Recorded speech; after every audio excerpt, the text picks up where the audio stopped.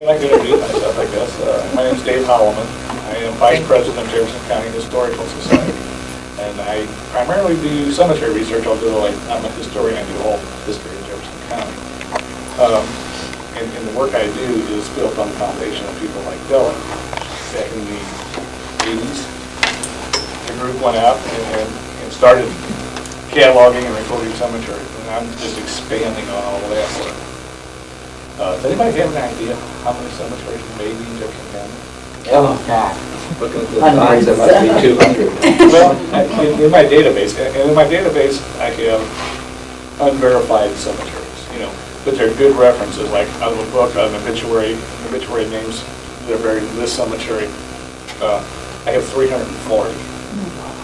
Okay, now about 60 of them may or may not be duplicates, such as, Antonia and Daggy or Yerger Cemetery is the same cemetery. So there could be duplicates there. What about Bergen? I thought Bergen.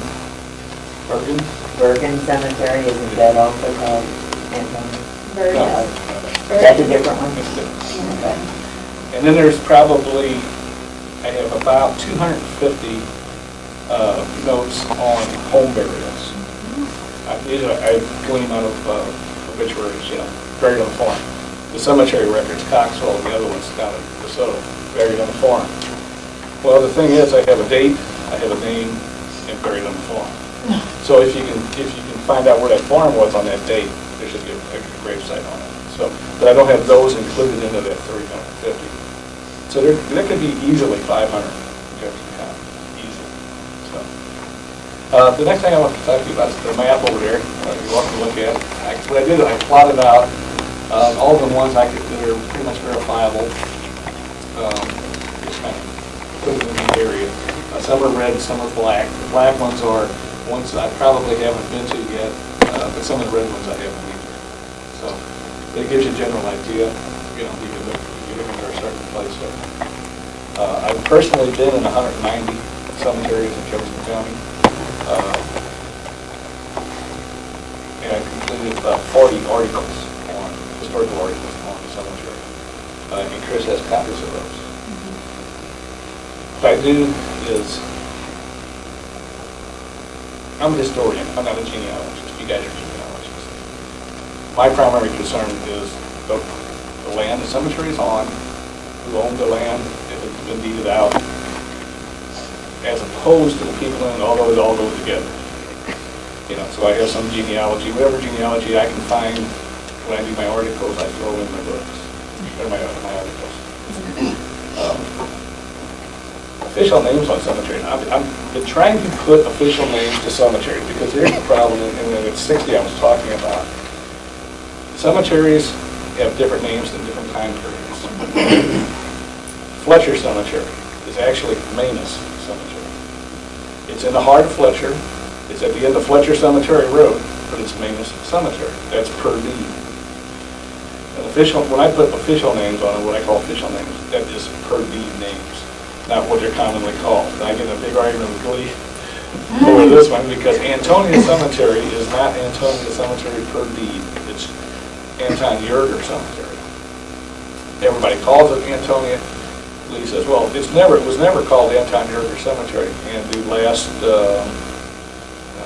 book you guys published on obituaries, it was an obituary of somebody buried in Anton Yerger Cemetery, and I cross-referenced it into that one. So, I go with the official name on the deed. I also put down, what they're also known as, such as Antonia, to avoid confusion. Is it generally the first owner? Well, it's not the first owner. Oh. It's the first, it's every deed, by deed. Okay. If it, what accepting out it means. Okay, in case you don't, it's I own the farm, I sell double the farm, except the cemetery, which I reserve. Okay. Now, I reserve it as my family cemetery usually. So if it has no name, or if it's not called in the deed, some deeds will say, except Robertson Cemetery, or except the cemetery known as Robertson Cemetery. Then that makes the name of the cemetery Robertson. If not, then you put the person's name on who accepted it out, the first person. There's, it's accepted out in a lot of deeds, but the first person back that accepts it out, that's the one I put the official name on. There's a list on Roots Web for Jefferson County cemeteries that is about 50% accurate. Be aware of that. Most of those are inaccurate. There's some, the classic example is the St. Genevieve's, or the St. Cape Girardeau Cemetery in the Jefferson County list. You know, I mean, about 50% of that's correct, so be aware of that for a cemetery, you know, in that list. Getting back to naming cemeteries, it's not necessarily the first person buried in the cemetery. Often an example I use is Smith Cemetery in Hallemann. John and Mary Speed are buried there in 1835. There is a tombstone, which is a very early tombstone. It was imported from Kentucky. It's there. They owned the property at that time. However, there was some legal mumbo-jumbo going on the property, and it goes to the Smith family. After the Smith family take ownership of it, they accept it out as a family cemetery. So you have to put the name as the Smith family cemetery. Even though Speeds are there, you know, I mean, there's a tombstone there. I assume they're there, but there's any kind of official documentation accepting that cemetery out. So, you know, I have to call it Smith, you know. So that's some of the ways that I try to name a cemetery, give it an official name. Most of them are accurate, but a lot aren't. Then there's the problem with cemeteries. If you know where Sandy Baptist Church Cemetery is, or Sandy Baptist Church, the new church is like here, and 30 feet from here to that wall, off the end of the Sandy Baptist Church Cemetery is a Lutheran church, a Lutheran cemetery, I'm sorry. Everybody thinks it's part of Sandy Baptist, it's the old cemetery or something. It's not. You know, I thought it was too, but until I found a deed. I go back and I plat out where this deed says this cemetery is, and it's this cemetery. Well, all of those people in that are enlisted in the Sandy Baptist Church Cemetery records that are, you know, online everywhere, you know, those records. So, you know, when you're researching, be leery of all that kind of things. You know, I guess you guys know how to do that. And there's a trend with churches to incorporate their cemeteries so they're not liable for their cemetery anymore. That's becoming very popular here lately. The example is Charter Baptist Church. It used to be Charter Baptist Church Cemetery. If you go out there now, it's Charter Memorial Gardens. What it is, they've incorporated the cemetery because the church doesn't want to pay for the maintenance or be liable for damage to stones in the cemetery, so they incorporated. And I assume that's why they did it. And that's beginning to be a trend in the county. I see that quite often. A lot of your older churches are doing that. The next thing I'd like to tell you is about the Tilson stone. And what this was, I looked it up here. Do you know the gentleman's name? Who contacted us on the stone house in Pittman? Oh, Chris Shore, who works here. Yeah, Chris. He contacted us, and me and Jerry McKean went out there. And what it was, there was a stone that they found out in the middle of the woods out in Ditmer. So we went out there, the gentleman, he hid it up in his yard. And what it was, he found it on his grandfather's farm, which is the next farm over. And it was out in the middle of the woods. There was a ring of stones. This monument was set in the middle, laying down, and there was like cow heads and things around it. So we figured it was probably kids doing some type of satanic worshiping type stuff, and they got this stone. Well, unfortunately, we went back into our records, and the stone come out of House Springs. It was right behind the post office cemetery up there, and that's where the stone was originally at. I had the stone at my house. It was broken 3 pieces. And what I'm going to do is I'm going to use the stone, I'm going to repair it, and I'm going to film it, make like a training film on maybe some cheap, inexpensive field repairs, you know, that people can do on stones out in the field. And then I'll film it, and then I'll donate a copy to the library when I get it done, but it's going to be a while. That was an older stone, too. Yeah, that was an 1800. It was the flat, you know, it's about this tall. And yeah, because I was up here back in the 80s, and it was behind the post office. Right. Yeah. It was stolen from up there, obviously, and ended up out here in Ditmer. Well, the problem is, I have the stone, and I'm going to repair it and film the repairs on, and make say a train film on it. The problem I have is, what do I do with the stone now, after I'm done with it? Normally, I would put it back on the original site. However, this original site is right in the middle of a mobile home court that is very, very rough looking. And I'm sure if I put the stone back, it will disappear again. So I don't really want to do that. So I think what All I'll of do the is, stones are found that were up there. there's two graves up there. I've never been to the exact site, but our record reflect two, a Burgess, I think it was a Burgess. Yeah, birds. I And- thought there were a couple of birds. We just have one in Tilson. That's the only ones that were recorded. Tilson is the one that you have. That's Tilson's one, yeah. So I'll probably try to find an error after I'm done with it and give it to them, and they can do what they want, so. But hopefully I can do that. Charlie now knows quite a bit about that, because it was kind of behind his day. Yeah, I've been asking him questions. So I have an address of that you guys give me at the Demery Fair of a lady, and I can't get a hold of her. But I have an address, I know where the building, the mobile home is. I assume it's on the side of their yard somewhere. So I know roughly where it should go, but I don't think that, I really don't want to put it back there, because I think it'll get destroyed or be gone again, so I'll figure something out on that. Have you seen in the city, in some of the old German evangelical along Gravois, that series of cemeteries, that one of them's become a park because it's lost ownership, and they have taken stones out of, that were laying down, so we're going to put them on walls and so forth, so they're preserving the same area, but not on the spot. It's just a thought, I have a stone that came from there. And what it was is in House Springs up here on Old 30, there's a trailer court, and a lady contacted the courthouse contacted me, and had a stone. The kids brought the stone up out of the creek, and they had it in their front yard, and she wanted to get rid of it. So I go down there, and I pick up the stone, and I go down to the creek, and where the creek, there's looks like a sewer line that laid through there, and they brought up these huge rocks for fill and dumped them there. Well, the stone, I'm sure, came in with that huge load of fill and was dumped in there, and the kids found the stone and brought it up. And the lady was Augusta Haas Fisher is the name on the stone. 1863 to 1940s is the time period.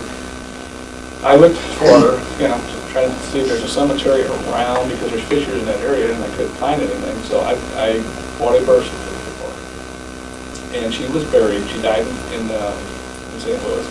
She was buried in the cemetery I was talking about, where it's a park, and that park is at the intersection of Gravois and Kings Highway. There's an old school there. It's right across the street to the east. And it's so weird, because you walk through this park, and there's like these 30-foot spire stones. They're still sitting out there, here, through this park. And there's a walled courtyard, a little bit bigger than this room, and it's a wall, hand cement, and stuff. And the stones are sitting beside it. I'm thinking, well, who decided whose stone went in the wall and whose didn't? Well, that was political. The cemetery was the old St. I believe it was St. Martin's. St. Martin's. I'm looking for graves in there. Okay, now, what I did, I went up there and I visited the cemetery, because that's what the death certificate said. She was buried in St. Martin's. So I went up there. And I noticed down the street at Liberty Fair and Gravois is new St. Martin's. Right, my grandfather. So after I went up there, I went down to the new one, and I asked them, I just walked in, I said, do you have Augusta Haas Fisher? And they looked in the records and said, yes. I said, okay, where's she at? She said, well, she's in a common grave down by the river. Okay, I said, I thought she was up in the old one. She said, well, everybody that had perpetual care in Old St. Marcus supposedly was dug up and moved to New St. Marcus and put in a common grave. Well, I wouldn't count on it in the first place, but assuming that is correct, I had the stone. I told this lady, I said, well, I had the stone and I could put it back on the grave. She says, well, that's fine, because, and this is a big field now, down there at the bottom, there's nothing there you can see. She says, that's fine, it'll cost you $90 for our maintenance people to put in a foundation for that stone.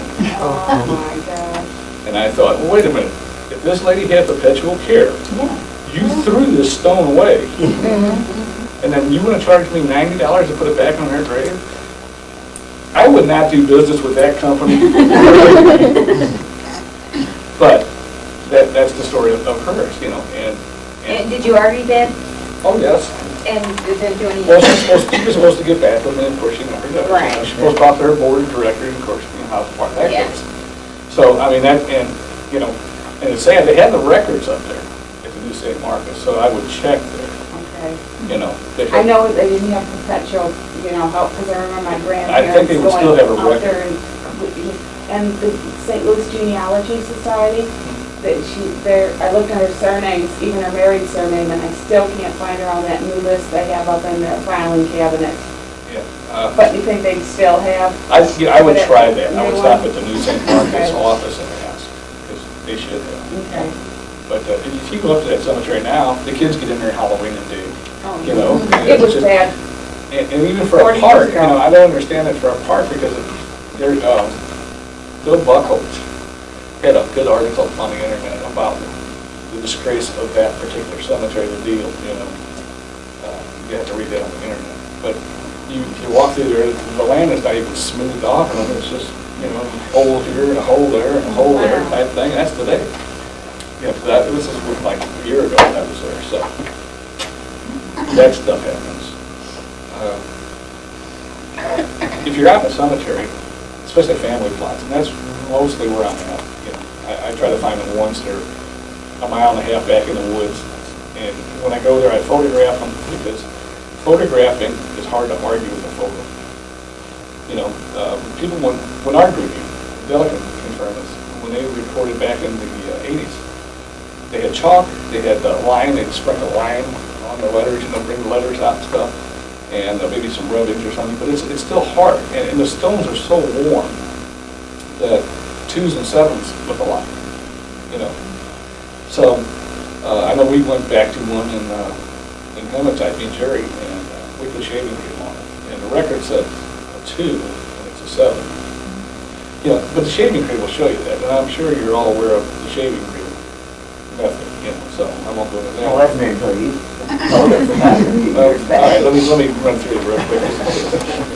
I take a plastic paddle like this. This is like a pink spatula, on the walls, okay. You put a bead of shaving cream, just regular old cheap white shaving cream on it like that. You wipe it across the stone.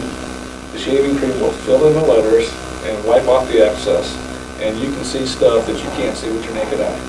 I have photographs of I'll go grab one, sorry. And show. Do you have it? it's really amazing. I used to use charcoal, I did it the hard way. Yeah. And it's not, the people were conscious back then, it was just the technique, So anyway, that's one of the reasons I go into these cemeteries. And I actually gone back to cemeteries that our group has done, and because I photograph. They didn't have photographing techniques back then. Now we have digital cameras, so it costs virtually nothing to photograph stuff, So I shave and cream them, photograph them, and then also what I do is I take our record of what they found in the 80s, and I go back into the same cemetery, and there's quite a bit of loss in 20 years. Some of it probably fell over and was buried because I'm not probing, and some of it is just vandalized. And the stones actually deteriorate, break apart on their own over time.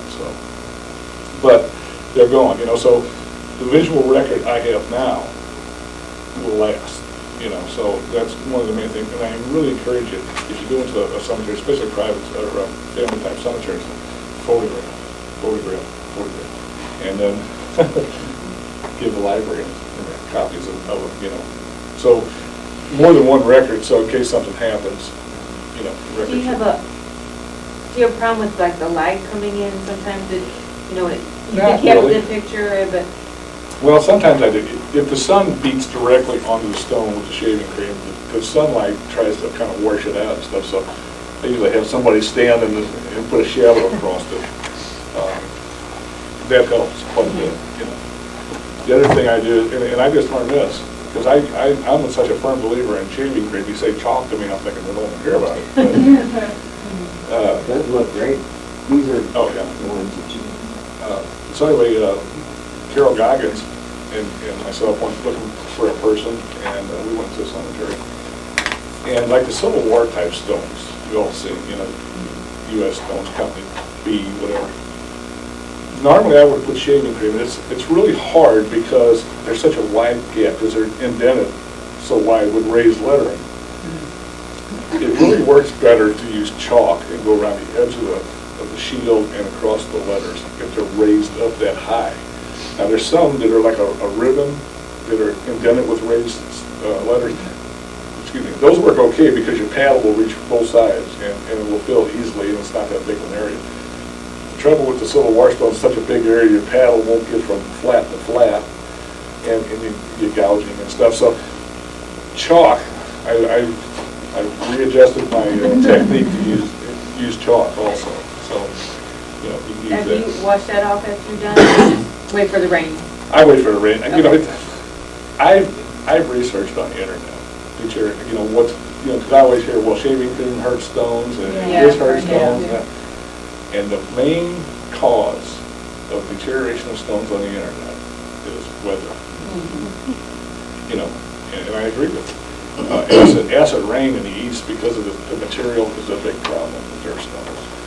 But in Jefferson County, I noticed that it's the weather.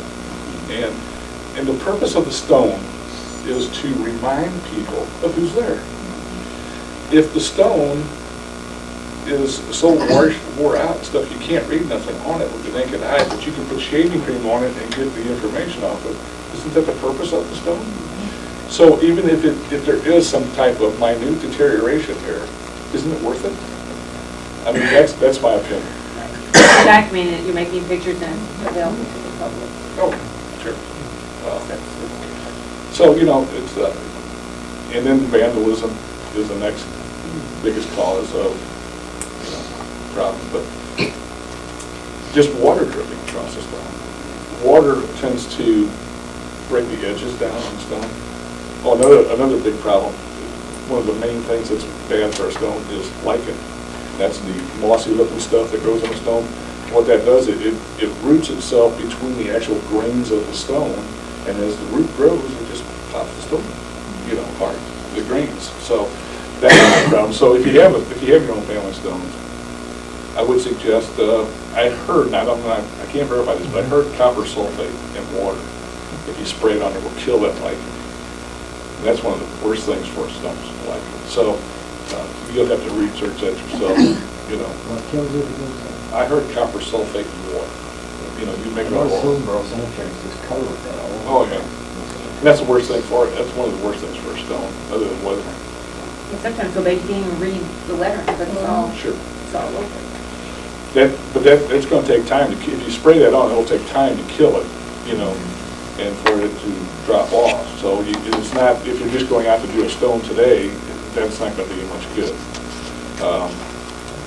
If I have to brush a stone, which I try, you know, it depends on the stone too. If you got granite stones, you know, you can take like a soft brush, like a shoe brush or something, and brush some of the dirt out of the letters and things like that. I don't think it's going to hurt it. If you take sandstone or the old shale, something like that, I wouldn't be brushing on that. It's so fragile, you know. And that also, you have to be real careful with the shaving cream on that, you know, because even though the paddle's softer than stone, you know, I'd be real careful with it. What I heard, I haven't tried, that works on that is water spray, like a water bottle, Windex bottle, and squirt it on there. I heard that helps bring out the lettering. I've done a lot of water. And then also on a shaving cream, if you put it on and you go do something else in the cemetery for about 20 minutes and come back, that shaving cream actually tends to rise up out of the letters a little bit, and that gives a little extra contrast to the lettering. So that's something interesting there. Can I answer a question? Sure. What about if you find an obituary in Jefferson County newspaper and it says that they're buried in the family plot, but you can't find, like it's not listed on the internet or it's not listed, here are the cemeteries, they're in our collection. Are those indexed? Can you go to the courthouse and actually look up in the index? Well, what you have to do, if you have an obituary, you have a date. You have a name. If that was their property, which usually it was, if you can find where that farm was at that date, in other words, you'd have to go to the, and you have here on the microphone, you have to go to the warranty deed book records and look for that person and that date and see if you can tell where the farm was. If you can tell where the farm was, then you go out there and you look around, you may or may not find something, you know. And then again, some owners will let you on property and some won't, you know, so you have to ask them. So, but yeah, that would be my suggestion how to do it, you know. That's what I said, I got 250 of those that I haven't had time to get to yet. But yeah, it's just, that's tough, it's real tough. Because even if you go out to the farm, chances are the stones there's no monument there. A lot of farm burials are just no monuments to it, you know. Most of them are field stones, especially the earlier ones. Like if you get in the 1870s through 1890s, you start getting into the monuments. But before that, it's a lot of field stones. And field stone, if you don't know what it is, it's just a common rock. Like you build a foundation of a house out of it, you know. The way you can tell if it's a marker, usually in the woods. Field stone, if it's just natural farming in the woods, will lay flat like this on the ground. If it's a field stone marker, it will be like this, and it will be half embedded into the ground. That's not natural. I mean, that stone as it works down the hillside doesn't go like that. You know, it stays flat on top of the ground. So if you see one that's upright like this, it's a good chance it's a marker, a field stone marker. And then two, usually with a head and a foot. So there's, 6 foot apart for an adult. If you find them 3 foot apart, that's probably a child's grave. So he has one with a head, one with a foot. And you find a lot of those in the cemeteries, the family plots. And then you find a mixture also, and what happens a lot of times is people, their ancestors died in the before 1860, 70, before 60, we'll say. There's probably not a marker, a monument on the grave, unless a later generation has come back and placed one on. Reason being, before 1860, there were no monument makers in Jefferson County. I think there might have been one in Kimmswick, but I'm not sure the time period there. After 1860, the railroad goes to at least Desoto, so they started shipping them in, on the railroad from St. Louis monument makers. So then you start finding. But they did carry them out here in the early 60s. Yeah, you will find. The earliest one I found, I think, is at 1835. That one came on the speed graves, and that come from Kentucky, because it says on the bottom, it has a monument maker's mark in the bottom corner, it says Land, Kentucky. And that's where the Speeds were from, and they were kind of wealthy people or something, so they, imported. But the thing of it was, they had to ship it from Kentucky all up the river, probably to Herculaneum. They had to take it off of Herculaneum, take it by wagon all the way out to Hallemann. Then they had to have somebody erect it. You're talking quite a bit of cost here. And most of the early farmers and stuff in Jefferson County weren't rich like that. They were just farmers. And they didn't believe in exuberant expenses for things, so, they're not going to spend that kind of money usually. However, later on, as their children or grandchildren become more affluent, they'll come and buy a monument and take it and put it on Mom and Dad's grave, grandpa's grave.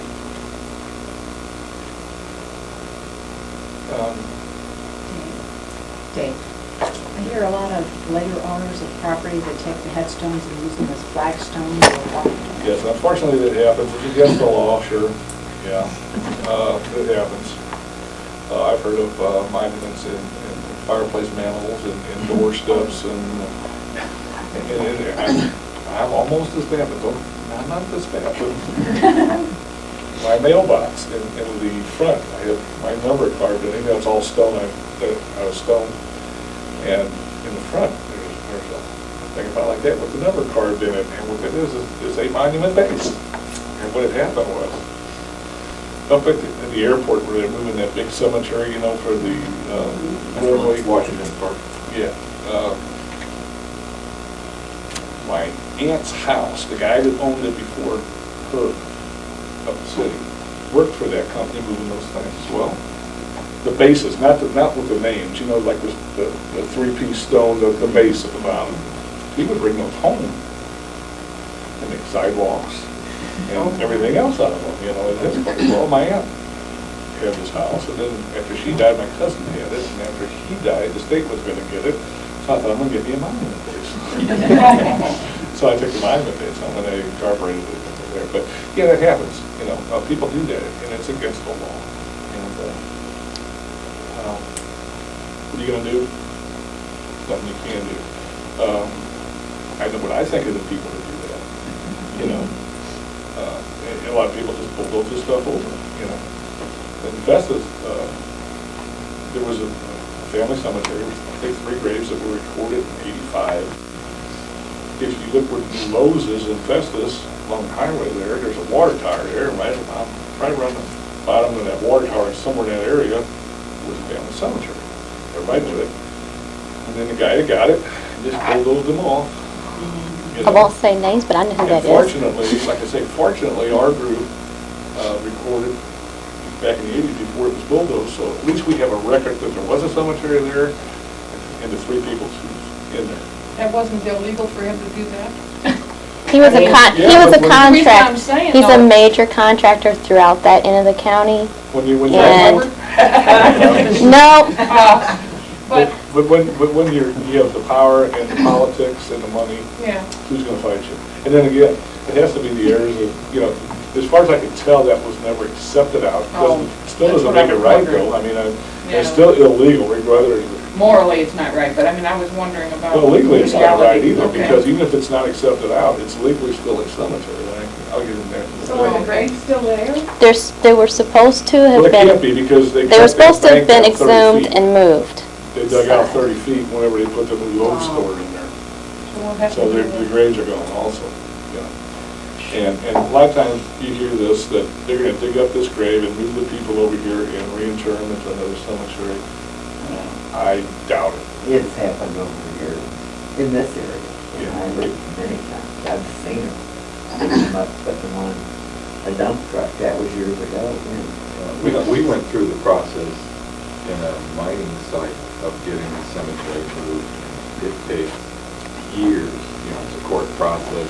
Well, yeah, You go legally. through it. There is a way to do it, there is a way to do it, yeah. Legally, also, you're supposed to have the state archaeologist or his representative on site, which, you know, if you're talking, you know, So sometimes you're talking $100,000 moving truck from and your everything at night. the grave, you know. That's I just what don't they- think it happens. They say it does. I think a lot of times they just pick up a monument and move it. You know, I don't know this, you know, and I don't think it happens all the time. I'm sure they do dig some up. But if there's no casket, if they were in a pine box, Before they passed that law, which has only been, what, 15 years ago maybe? 20? 20. When they passed that law. Before that, they were doing that all the time, Dave. There are so many cemeteries. There was one right up here on High Ridge Boulevard. 2, actually, Is that this guy? that are totally gone. Yeah. I Oh, I'm mean, sure. they come along. Oh, yeah, it happens all the time. And if you'll look on the old atlases, any house probably before 1850, any old farmhouse, probably got somebody buried in the backyard. There were no funeral parlors. There were no churches, or very few churches, you know. So there's somebody out in the backyard probably, you know. There's no record of them, you don't know where they are, you know, unless you just happen to stumble across a monument or somebody happens to find a reference in a family history somewhere that, you know, grandpa was out in the back or something. There's no way to tell. When did the law on using morticians to bury, you know, funeral homes, you have to have a mortician? I don't think there is one. Yeah, I mean, you can't just go bury yourself now. There's Sure. a law in Missouri, no, there's a law in Missouri that says you have to have one. You have to involve. You have to have one. No, you do not have to be involved. Okay, you would, My yeah, folks, okay. my folks are holotype, I'm Glee's cousin. My dad and her uncle, or her dad, were funeral home, holotype funeral home. We didn't have to be involved. And you don't, also, you do not have to have, It's a lot cheaper. You don't have to have a, what do you call it, not a casket, the vault. The vault. You don't have to have it. Now, funeral homes will tell you you have to have it. Yeah. Cemeteries will tell you you have to have it. Well, have you to do by law. in certain cemeteries. Certain Like cemeteries. Cemeteries require it, and that's fine if it's a cemetery requirement, but it's not by law. No. And the reason is that the vault is so it doesn't sink. The grave doesn't sink. It's a deteriorate. That's the only purpose the vault does. Preserved, whatever. It preserves the casket. Well, yeah, no, yeah, and then also, you're 100 years later, you're looking for that person. If you, the vault's concrete usually, and so that's stone, so it's not going to, it may bust apart and stuff, but you'll find the remnants of it, so you'll know where the casket was. After the plagues in St. Louis in 1867, whenever those were, I thought weren't there some laws passed on vaults so that you could?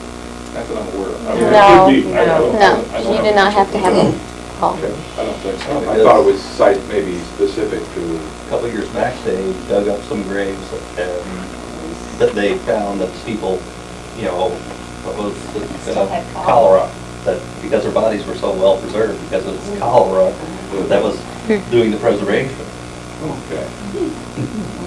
Wow. Okay. So, but yeah, like I say, graves, they're anywhere. You never know where to find it. I've seen, and a lot of times people will walk through the woods and not recognize fieldstone markers, especially if the criminal leaves and stuff, and a lot of times they get buried by leaves and stuff. If you have a general idea where the cemetery is, you can go pick around and stuff, and a lot of times find fieldstones. And the other thing I'd like to make you aware of is Pebble Creek on Highway A. It's a big subdivision. I've had 2 real estate agents contact me about a cemetery that's in there. What it amounts to basically is, one guy told me, he says, well, we want to get the cemetery moved down to some common ground we have in the subdivision down there. And I'm thinking, oh, okay. Yeah, I can understand that. However, here's the problem I have. They knew before they bought that land for that cemetery, or for this big subdivision, that graveyard was there. They laid it out. They went to their architects. Their architects laid out the lots. Well, the cemetery sits across 2 lots. It's mostly on one, but there's a little bit of the cemetery on another lot. These are $30,000 lots. So they want the cemetery to go bye-bye real bad, And I know what they're doing. I assume, let's put it that way, that they're in legal proceedings, and they're going to tell the judge, well, we contacted Dave Hallemann, who's, the cemetery guy, and he's vice president, and blah, blah, and he says there's nothing there, and that's not what I told them. But there'll be nobody there to defend me. So, and then the judge will say, well, then, okay, we'll let you move it, I think that's what's going to happen. So anyway, this cemetery will eventually probably go bye-bye, because there's 2 $30,000 lots about there. And all it is, I went to it, and the state archaeologist, when they put a highway through, she located it. She found it, they located it, and they mapped it. And the architects for the subdivision put it on the plat of the subdivision. It's marked on there. And so I went out to it, and it's, I want to say maybe, it could be as many as 10, 15 graves, 20 graves there, but they're all fieldstone markers. They're hard to find if you don't know what you're looking for. And I'm just sure it's going to go bye-bye. And how are you going to move those graves? They say, well, we want to move them down to common ground. Do you think they're really going to go to the expense of digging them up, getting an archaeologist and all this other stuff to move these graves? No, they're just going to go bye-bye. So, and they can't sell these 2 lots right now. This real estate agent told me, because of this graveyard. Nobody will buy the lots. So. Did you get information on that? Who or what family or? You know what families there are? Because I was. Well, the only thing I don't know, I think I do. Okay, it's the Woodson family owned all that property. Samuel Woodson was an early judge in the 1820s or something, Jefferson County. It's his family. And I think he's buried there. I can't prove any of this, but I have a suspicion he's there. The land stayed with his family till I know past the 1870s. Because they're historical spot. Well, and Woodson owned it in pre-1876 Adams. Well, I seen a reference in an obituary that Ann Woodson was buried on a family farm near Silica. Well, Silica is, the closest, probably any town to this. It's a couple miles away, but it's probably the closest town to this particular graveyard. And I'm just real sure that's Woodson family graveyard. But there's just a like I say, there's just a reference that Ann Woodson was buried in the family graveyard near Silica. So I can't really put an official name, Woodson Cemetery on that. I can find some firm, So, Which developers? I have no idea. Whoever, it's in Pebble Creek subdivision. Is all I know. North or the south? Yeah, I think which side? North, I guess. Would it be the newer one that's just being built? No, well, where they're putting a new one in? It's the one Across the way? across the creek, not Okay. across the road, but across Oh, the creek. okay. Up the same side. And actually, if you know where the cemetery is, you can see it. If you go past the entrance there, if you'll look up there, you'll see one old dead tree. It's got like one limb's going straight up, I think, in the cemetery right at the bottom. It's not very far off the road, off the state highway there. But, and it's sad, because what have we become, is the way I feel, when you can't respect the graveyard. If you want to get rid of the graveyard for $1, what have we become? And that's just my personal feelings, so. Did you find any reference to a slave burial site on that too? Everybody says it's a slave cemetery. That's what I keep being told. I think it's not. I'll tell you why. Most slave cemeteries I've seen, if they had field stones, they were lucky to get a field stone marker, Now, that particular property was the Herculaneum mines in the old days, so they could have been slaves working for the mining companies, So, yeah, it could be, But again, it's field stones, they're in rows, what's left, the remaining field stones are in rows. From all the times I've been in family cemeteries, it just feels like a family cemetery. But everybody thinks it's slaves, and I think the reason they think it's slaves is because it's field stones instead of monuments. I think a lot of people make that wrong determination, and it's not necessarily true. Do field stones normally have any markings on them, or is it just a rock? Well, it depends.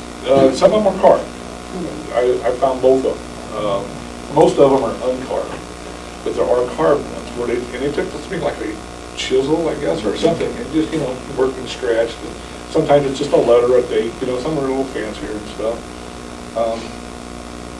Shaving cream really helps bringing out what's on those, especially if the stone's not too rough.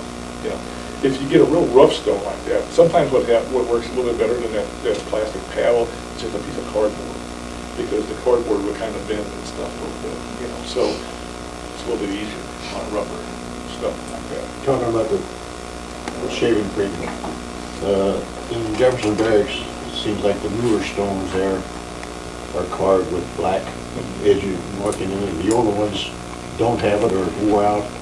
Would I get in trouble if I use shaving cream in Jefferson Barracks? I don't know. I would assume so, but I don't know.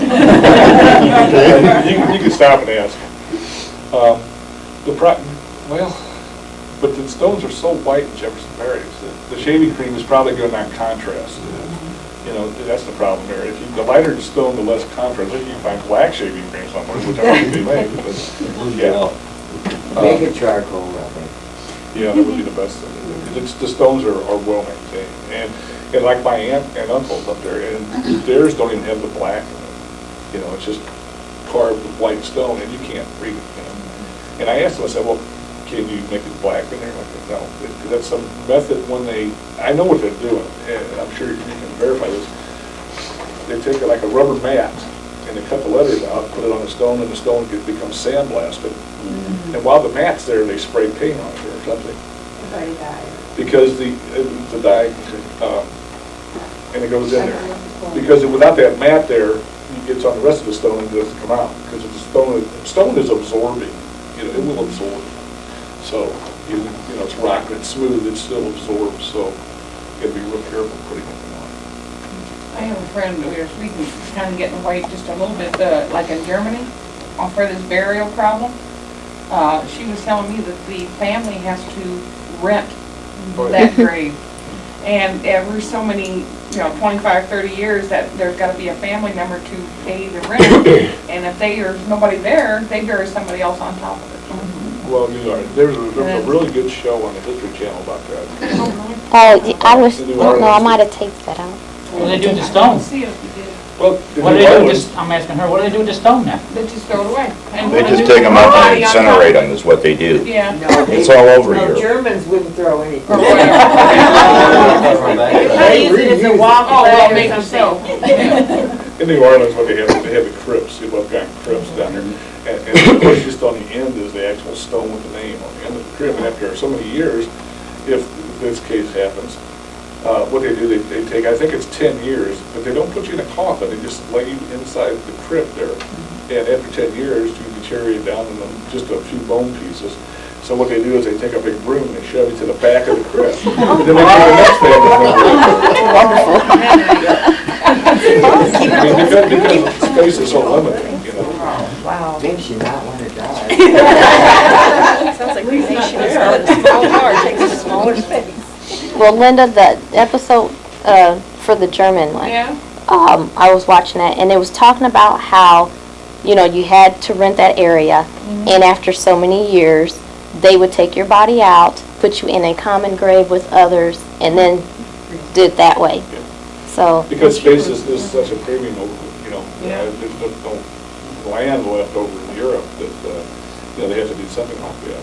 And I think eventually in this country we'll see that also. That's why you gotta come to Shepherd Hill Cemetery. My wife is from Holland, and after 10 years there, they exhume the graves and incinerate what's left. Yeah. Unless you pay for another 10 years. You can call that rent if you want. Sometimes what they do is, multiple bodies, layered in graves and stuff, because of space problems. Can I ask you another question? This is got dealing with questions? cemeteries in the city of St. Louis. What does it mean to say the grave is a public grave or one that has a perpetual care? Does it mean when it's a public grave that they can just sell it to the next dude along? Because I don't see any difference. She could probably answer that better than I could. Well, I'm talking about Catholic cemeteries. I don't mean to pick on faith. A Catholic cemetery, as far as I know, is owned by the Catholic Church. Archdiocese. And it's at the It can be, church. it may or may not be. Sometimes the church owns it, but most of them are the archdiocese. Well, it's still Okay. church to me. But anyway, and it's at their whim, I think. And I had the same problem because all of my graves are in the Lutheran Church in Arnold. And what's to say that they couldn't sell the graveyard? Because I think that's what happened at St. Marcus up there. They sold the graveyard. They went bankrupt. The owner went bankrupt, the city of St. Louis took it over. And you can gripe about the people who own St. Marcus now, but the cities, that's just a cost to the city. St. Marcus is owned by the city of St. Louis. The new one is? Oh, yeah.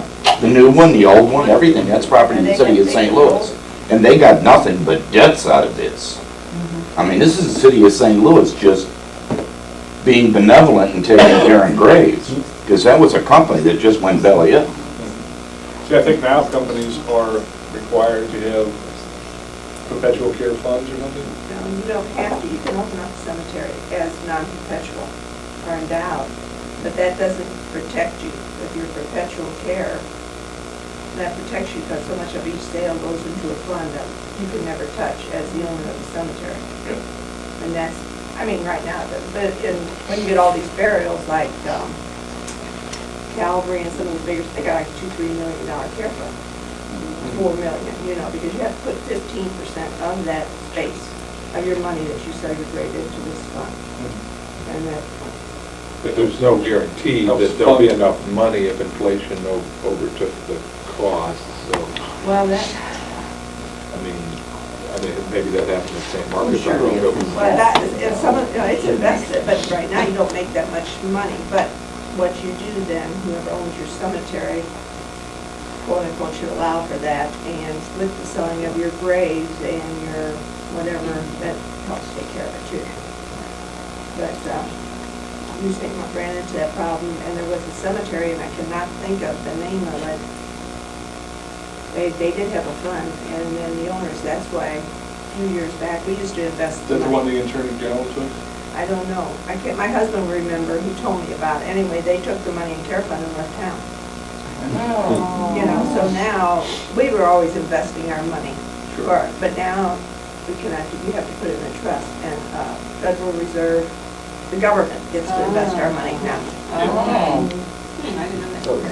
So, What I'm talking about is, and what these cemeteries tell me is, some of the stones have fallen, you know, these stones have been there since 1890. I'm not allowed to touch that stone. That's not allowed.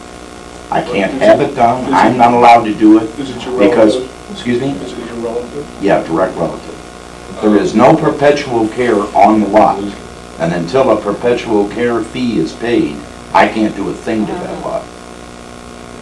So, you know, when That's you... probably the cemetery laws that govern that, which, So when you start messing around with tombstones, you gotta be a little bit careful if it's going to be a Catholic cemetery. as an example, my grandfather and grandmother, I finally located them a couple years ago. They are in St. Matthews on Grabois. Grabois and Bates, I think it is. So I go in there, and you know, my grandfather and grandmother was buried in the 50s. So I go up there, and I found a big picture of the monument on Baptist Road, St. Matthews, by my brother, who was a genealogist. So I tracked this down, I went up there. And I go inside, and I asked him, I said, do you have John Hallemann there? That's my grandfather. And this guy, and I assume he's like, works for the Catholic Church, you know, type guy in there. Anyway, he says, oh, John Hallemann's your grandfather. I said, yeah. He says, hang on a minute. He goes back in the back room, comes back out, and he says, you owe us $250. And I said, oh, really? He says, yeah. He says, when your grandfather was buried, he agreed to pay $3 a year maintenance on the graves. And you know, well, it was $150. He says, but for $200, we'll put it under perpetual care. He says, are you Bob? I said, no, it's my brother. He said, well, Bob was here a few years ago, and he was going to take this to the family and get back with us, and we haven't heard anything from him. So I'm thinking, well, tell you what, give me all the information, and I'll take it to the family and see what we can do. So I go out there to the grave, and it's right in the middle of the Greek Orthodox section of this cemetery. And I don't know how they got there, but you know, that's another story. But anyway, you know, so I'm thinking, you know, this guy made an agreement with my grandfather, or the church, or whoever made an agreement with my grandfather. I have no idea. I never even knew my grandfather. So now they're trying to put the bite on me for all the arrear stuff, you know. I'm thinking, well, how do I know my grandfather didn't get perpetual care? Right. See, you know, it's just, how do I know this isn't a scam being played on me? You know, it's probably not, but how do I know this? So it's right in the middle of the cemetery. What are they going to do? Not cut the grass. What are they going to do? Dig them up? They ain't going to do that. It's going to become a public grave. And when it becomes a public grave, I don't think your grave of your grandfather is at all protected. But what are they And gonna that's, do with it? hey, I'm going about $4,000 just to pay off my ancestors in St. Louis in the Catholic cemeteries, just to protect what's there. Because they're telling me they're public graves. Public grave. That's the phrase, it's a phrase they use, public Isn't grave. that a public grave, meaning it was a charity, No, pauper's no. grave? That's No, the term that I have heard that. Some of them are single graves, but it's not in an area of like a potter's field, no. Oh, No, and there are family plots, you know, and you can't pay for one grave in a family plot. When it's a 12 grave lot, and I don't know who 10 of them are, it doesn't make any difference. I have to pay $200 per grave site, so a 12 grave site's $2,400, no matter who's buried there. Wow, you'd have to contact an attorney on that. I have no idea. Oh, you don't have a Never heard choice. the term public Yeah, grave. there's I always a public choice. graveyards. There's always a Excuse me? choice. You don't have a choice, you're right. Yeah, you don't have a choice. I mean, No, it's private. Well, isn't it a private cemetery? No, he says Catholic. Yeah. it's Catholics. Yeah. We're talking, you know, St. Peter and Paul on Gravely, right close to where you're talking about. I don't think he does. I think he either has to pay or like that. So what, Church needs money now. I'm a little confused, so what happens if you don't pay? You know, and wait a minute, my I was family's confused. been What married happens here if he for doesn't over pay? 100 years, They and keep nobody's saying paying it's for this public, grass which means cutting, you know? you're gonna have This to- is charity there's to no them. guarantee that they're So gonna I don't really have a problem. Somebody else's I'm just remains saying, you could know, be used. you got to be careful with these words that they use, like public grave, because there's a section of that cemetery, the oldest section, there's one tombstone left. One tombstone. What's gonna happen when that last tombstone disappears? There's gonna be another one of the big mausoleums sitting there. Or multiple mausoleums. That's what's gonna happen, so it isn't just, Well, by the same token, I say, I have, my graves are at the church in Arnold. And, you know, I bought the graves back in the 70s. You know, I paid like $100 for each lot, or each site, you know. And it's the church, you know, of course, the church has a cemetery fund, you know, comes out of kitty. And that, but, yeah, well, I mean, the church, technically, I guess, could just up and sell that whole cemetery. You know, of course, they'd have to go with state laws, you know, with government and that, but, yeah, you know, I mean, in 100 years from now, when the church is gone, what happens to it? You know? That's why a lot of the churches, like you said, are trying to Incorporation, get away from. liability of graveyards, you know, What did and the you- maintenance also. Excuse me, what did you do about your relatives buried in 1950 up there at 15? Well, I haven't done nothing with it yet, because like I say, you know, I never knew my grandparents, you know, and I don't know that there wasn't perpetual care on them, you know. In most church cemeteries, to be buried in, you had to be a member, and if you were a member, you were paying, you were giving donations to the church, you know. Well, not which necessarily. a portion of that goes, Because our church does sell anyways. really. Yeah. Back when I bought mine, you had to be a member to buy a lot of it. But it's, you can buy for your friends. They kind of do the I don't know, same thing. maybe today, you know, I don't I remember mean, back you can then. buy and then you can say, oh, I want. But see, I don't have a deed for my cemetery. I just have a little piece of paper from the church that says I own this lot. I don't have an actual deed for it. You know, so that's why I say, the church could technically just sell the whole cemetery to them. I mean, I don't know. You know, it's something to be worried of. You know. Yeah, I thought you owned the plot, and I looked into that. I've seen them I don't recorded think, in deed books. I think the deed to the land is with the cemetery association or the church or whatever. And you have, yeah, you have the right a, to be buried there. if you're not you have a cemetery. legal agreement that says you have the right to be buried there, but you couldn't go to the state and Yeah, enforce that's your my property ground. rights, yeah. Is that right? Yeah. Well, I've seen deeds, actual deeds recorded for burial Well, Woodlawn plots. Cemetery, I think, Yeah. did that. They had actual deeds recorded, I think, but I'm not sure about that, back in the 40s. So. When the cemeteries and that are moved and stuff, is the cemetery association under any obligation to notify relatives of those people that are buried? Well, Or can usually, they just do it? usually, whether it's like a whole family plot or whatever, they will take and they have to go through court order. In other words, if you're going to try to move those graves or something, it has to be done through court order. The court will try to notify everybody, and there's a notification law that's handled. Yeah, you know, so many months in the paper or a year, it takes like a year, I guess, notification. Nobody comes forward and the judge decrees that this cemetery can be moved. So, you know, there's state laws and stuff that regulate, you know, things like that. You know, so you can't just come up Yeah, with but you're probably safer in a church cemetery than you are in a public cemetery.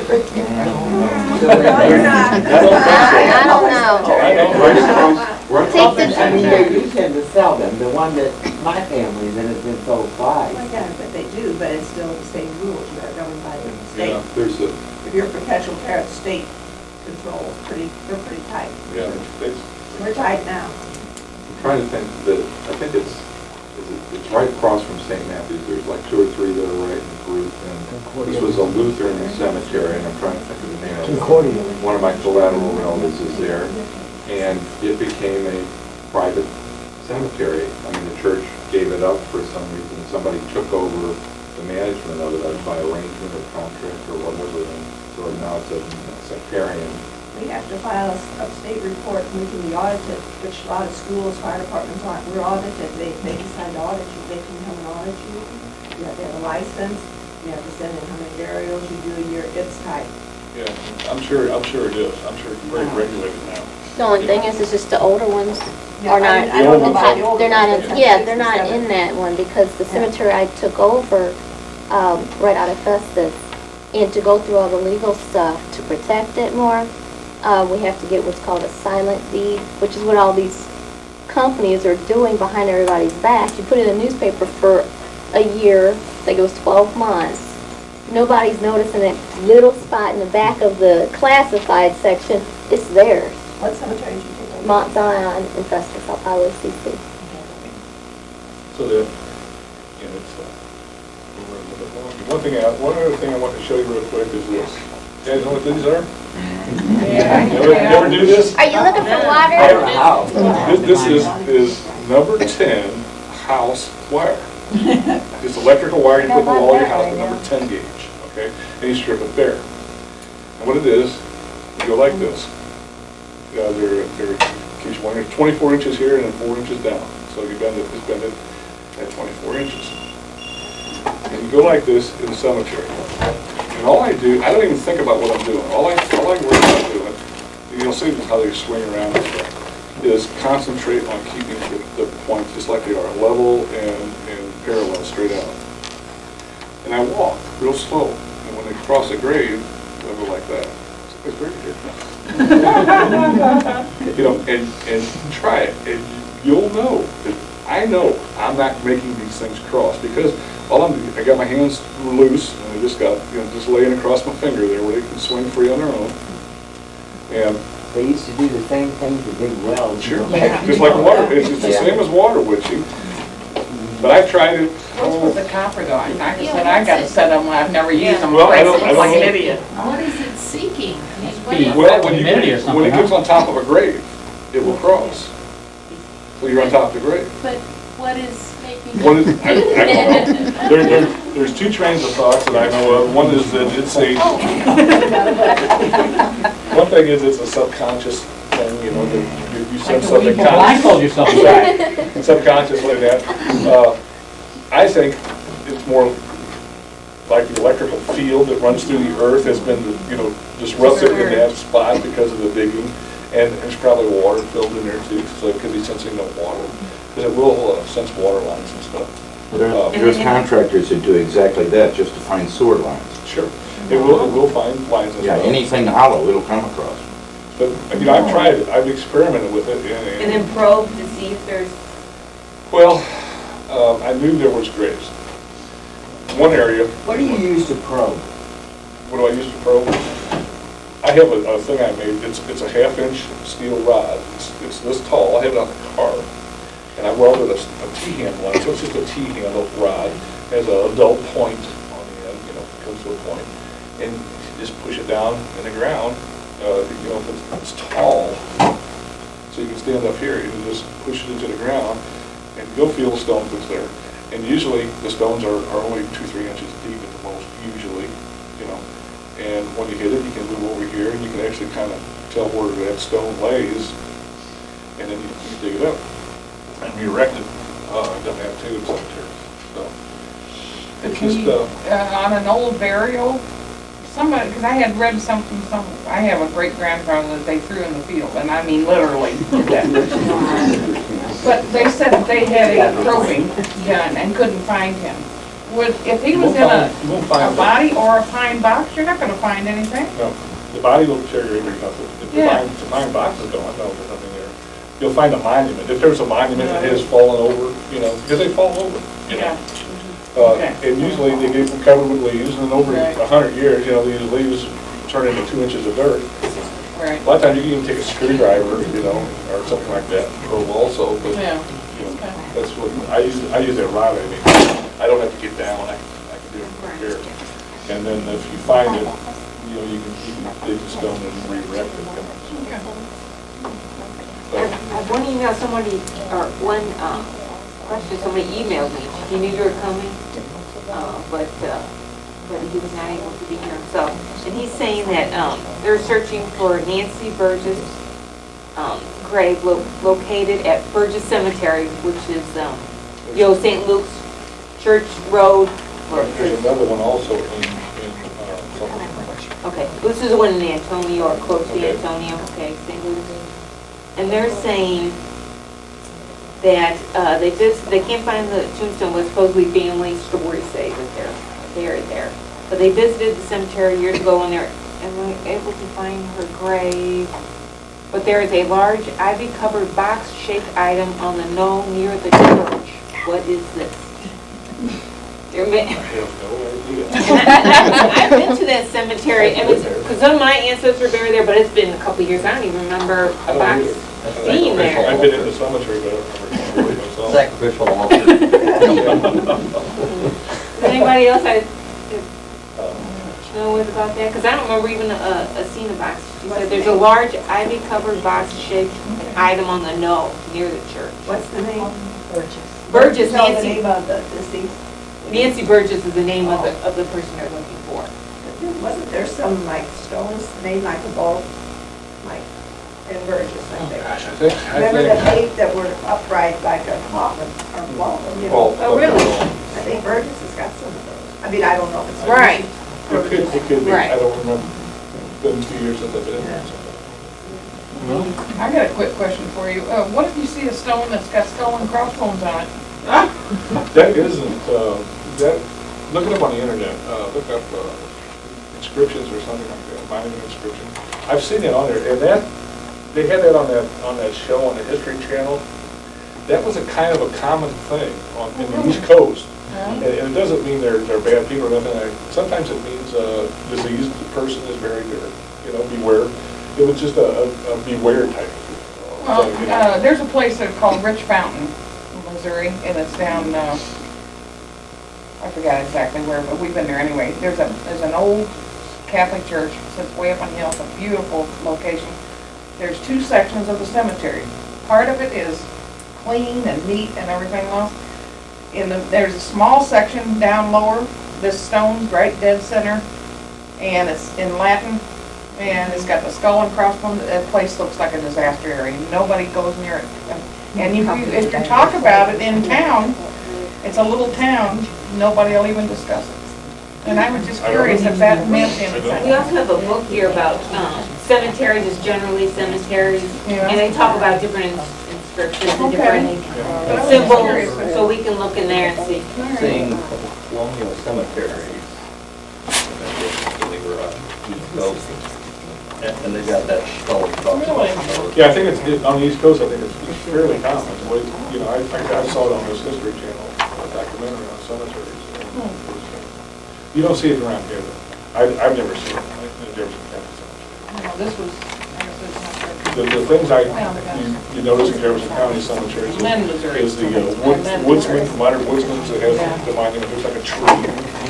And then there's these other ones, and I've talked to Rod about it, and they're kind of round, like a roll, or smooth round, Yeah. about this long.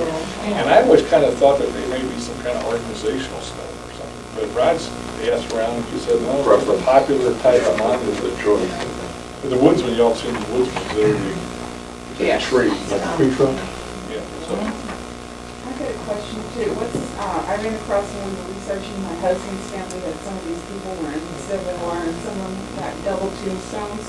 Can you tell me anything about that sort of Okay, thing? anybody that has any war veteran, Uh-huh. from any war, Because we didn't understand. okay, can request from the U.S. government a monument. They will give you a monument. However, they will only give you a monument for somebody that doesn't have a monument on their grave. So if your ancestor has a stone there, and you tell them that, they won't give it to you.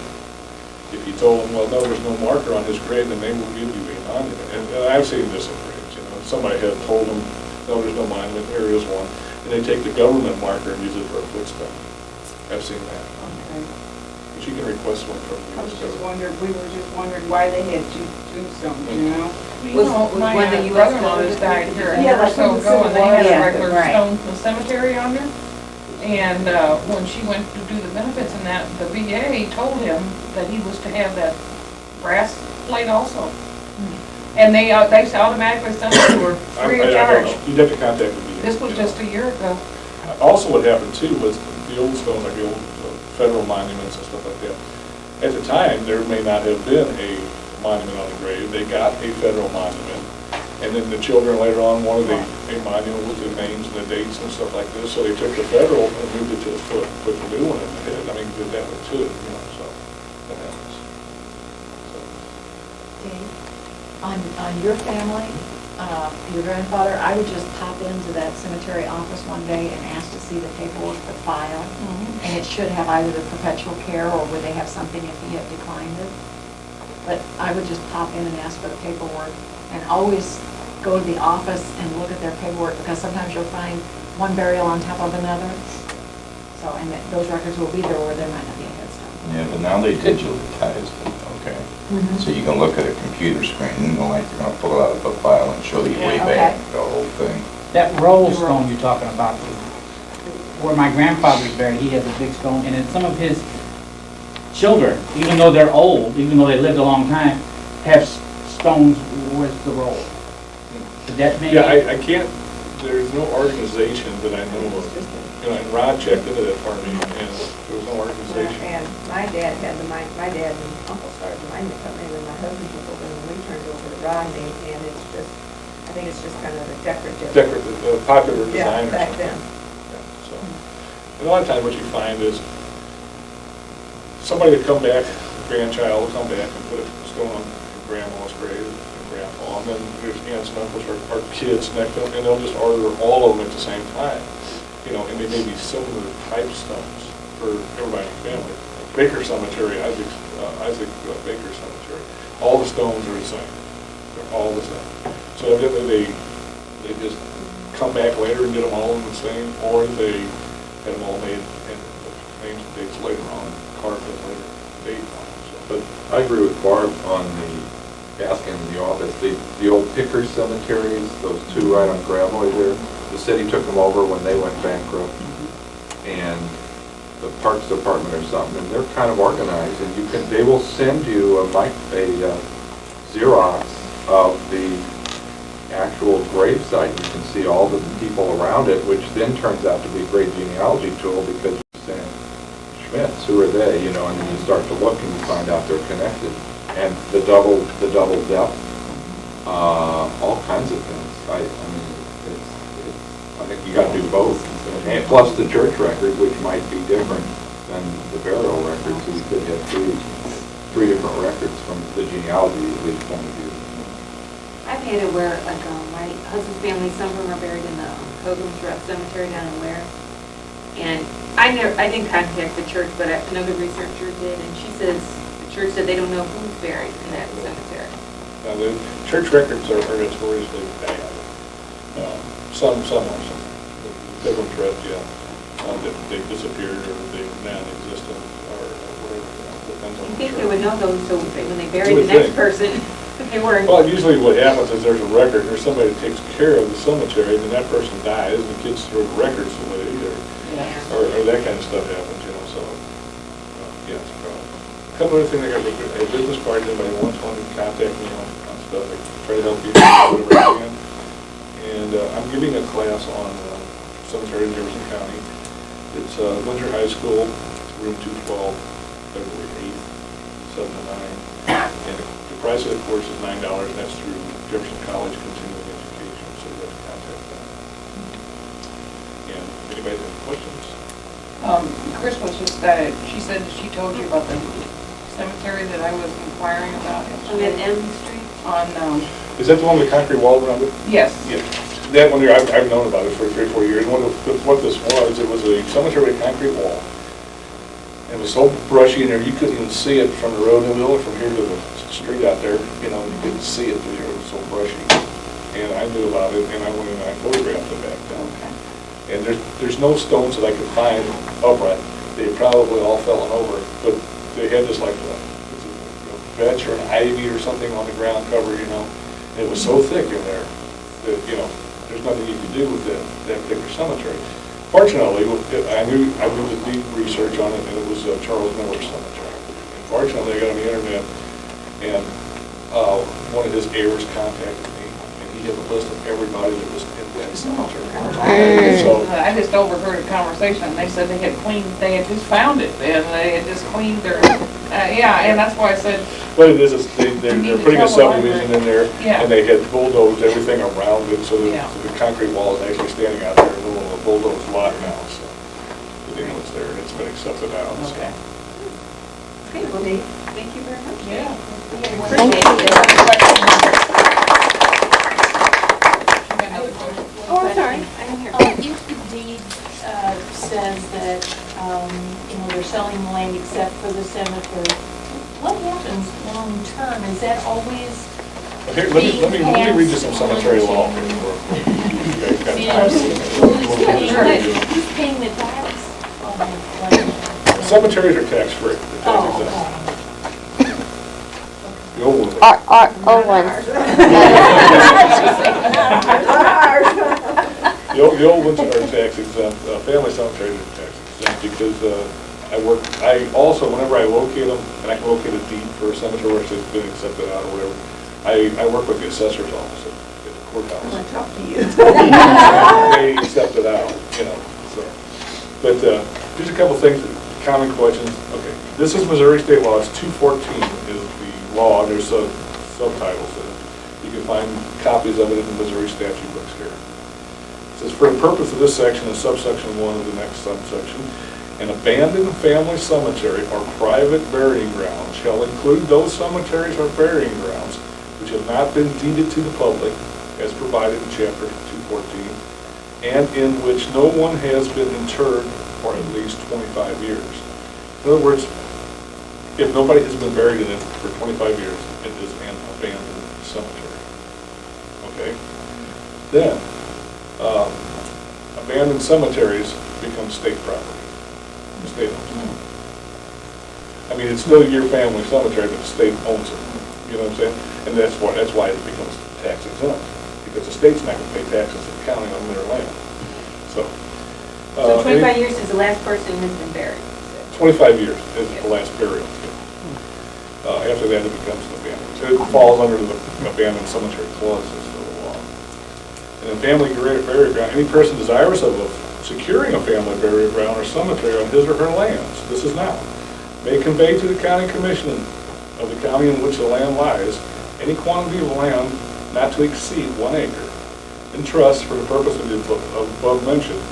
The deed for this will be recorded within 60 days after conveyance of such grounds. When so conveyed shall be held in perpetuity as burying grounds or cemeteries for the use and benefit of family and descendants of persons making such conveyance. Now, this is state law. And what that says is, if you own 40 acres, you want to put a family cemetery on it, you can deed up to 1 acre, no more than 1 acre, to the county commissioners in trust as a family cemetery. Let's go put a family cemetery on your property. Here's the kicker. I talked to the guy that is he's like the legal advisor to the commissioners, and he informed me that they don't have to accept it. That's our county government. So what it amounts to, you'd have to sue the county to take it, and you'll win. I'm sure.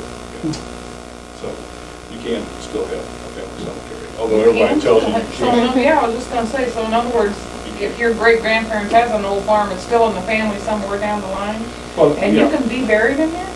Well, if you have an old farm and there's a family cemetery on it, it's never Yeah. been accepted out. If you own the property, accept it out.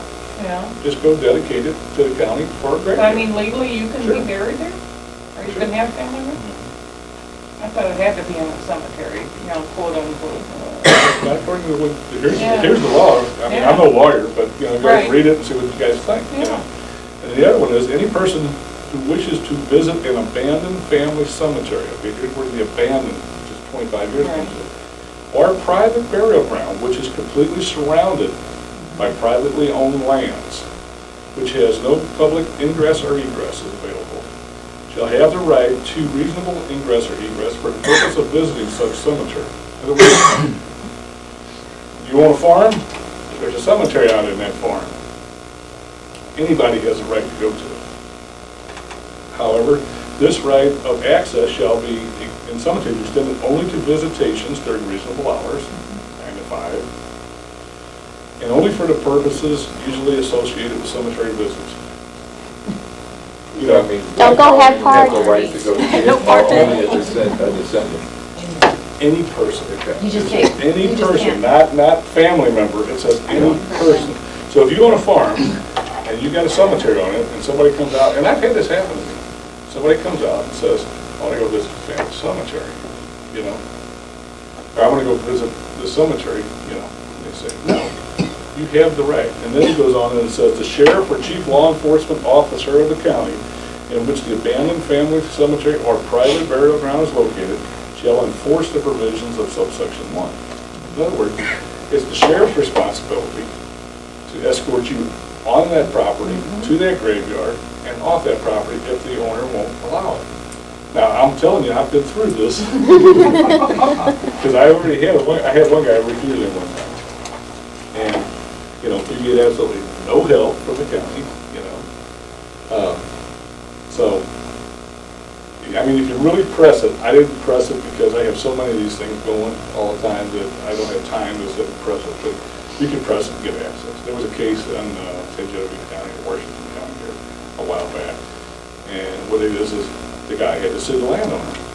Well, you never heard of disposition, and it was in the papers, you know, never heard of disposition, and you know the guy won, you know, and the landowner had to pay all the court costs, you know, so, yeah.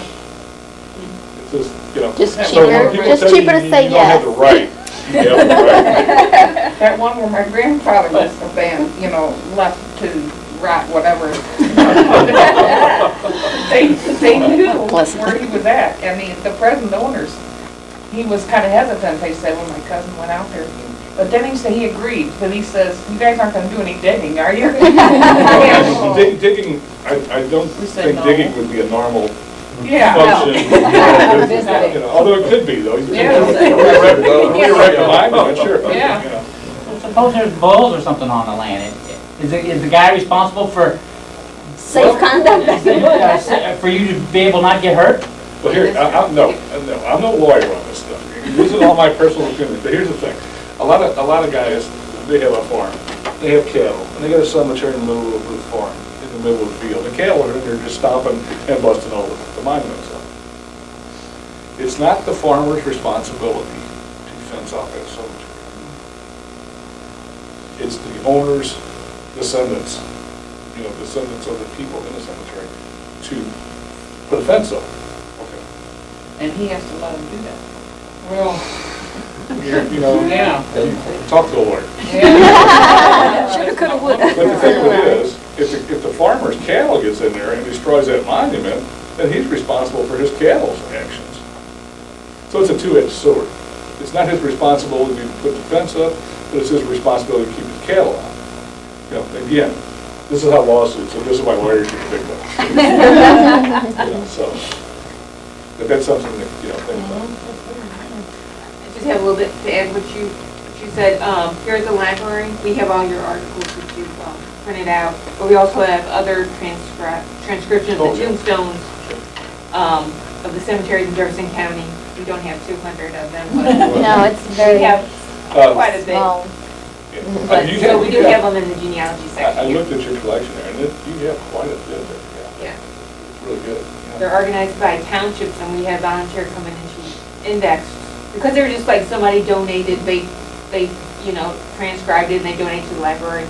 So last year we had somebody come in and volunteer and they indexed each book. So now, before you'd have to kind of skim through the book, now you have an index for each book, which really makes it nice. And you have a very good collection here. So, and Desoto also does. Yeah. And what I do when I get my articles, in order to complete an article, I have to have three things. I have to actually visit the site, you know, do an on-site visit. And that way I photograph whatever is available and include the photographs in the article so that, you know, older people are mostly the ones considered, you know, want genealogy stuff. And they don't want to have to walk a half mile or a mile back up in the woods up a hillside, you know, to get a photograph. Well, they can take my article if I have a photograph, if I've been there. And I have a lot of cemeteries on my computer that, you know, photographs and stuff that are in the process, you know. Then I have to find a deed. Once I find a deed that's accepted out, then I go over to the assessor's office and they plot on their maps where the cemetery is. Okay. So that way, they'll have a record, because the problem in Jefferson County is all the farms are getting bought up by developers.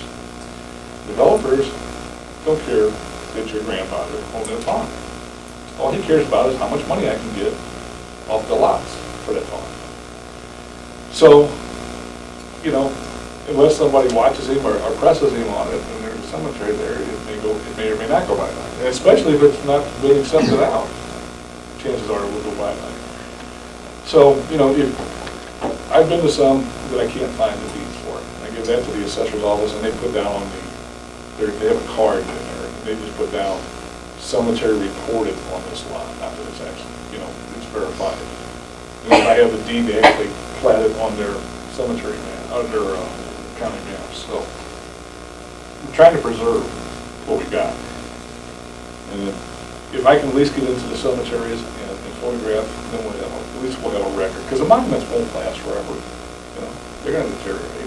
100 years, 200 years, they're going to be gone. The county's getting gobbled up, it's going to be gone.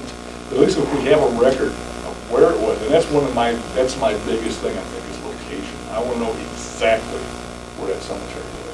I don't want to know that it was on this quarter. That's 40 acres. You can give latitude and longitude. Yeah, I do, I put latitude and longitude, so you can get exactly where that cemetery was. And the reason is, you can get so much information. You can take the location, go to 1876 or 1898 atlas, look at the people that own property around that property, and you'll find most of the people that are in that cemetery are most of the descendants or relatives of people that are in that cemetery. So that happens. So if we have the information where it was and who was there, or at least where it was, then you can develop other information off that information. So that's one of the main things I'm trying to do. And contrary to the newspaper article, no expert. I thought that was kind of cute, My though. question is probably none of my business. Do you work otherwise? I asked him that because every time I go to the courthouse, he's there. Work somewhere? No, I'm retired from Chrysler, and I do this full time. That's wonderful. And you're going to make a book or a CD, right, one day, with all the Jefferson County cemeteries? Yeah, I don't want to give out information. Here's the problem I have. I don't want to give out information unless it's verified. Because so many of those cemeteries have wrong names. For example, Antonio. Cleve always yells at me about it. But it's Anton Bjerger Cemetery. It says on the deed. Where his wife donated it to the city of Antonio. And it says as known as the Anton Bjerger Cemetery. Well, how do you argue with that? But yeah, it's and there's a lot of misinformation. And like I say, it's a time period. Moontown. I think at one time period it was called this, another time period it's called that, another time period it's called this. If we have one name, an official name to it, then there's no problem. Can you get into Moontown Cemetery? You know where it's at? Yeah, I've seen I it. found it on the map. It's real easy. It used to have a sign there that said Newtown Cemetery Road. The sign's not there anymore. But you go down there and you'll look, and when you turn on, it's right at the end of the field, like you'll see it. And when you turn on, you'll know it's it because it's straight as ball. It's about a mile back to the center. It's right at the end of the road there. It's a gravel road there. And nobody can run you off the road because that road was deeded for that cemetery. The road was deeded to go to the cemetery. So there's no problem with that. Where is Moontown? Where is it? It's on, it's off of Highway E on, it's a Dickerson Road? Yeah. Or Upper Platte? No, not Platte, Blackwell. Just Blackwell, yeah. We haven't been there yet, I just looked on the map. It's on Dickerson Road, so the very southern part of the county. I've heard of it, I just generally don't know. Really interesting. And what's interesting, the family there in Moontown, it's named for the Moon family. What's interesting is the Moon cars in the 20s, you see it. Yeah, that's right. That's right.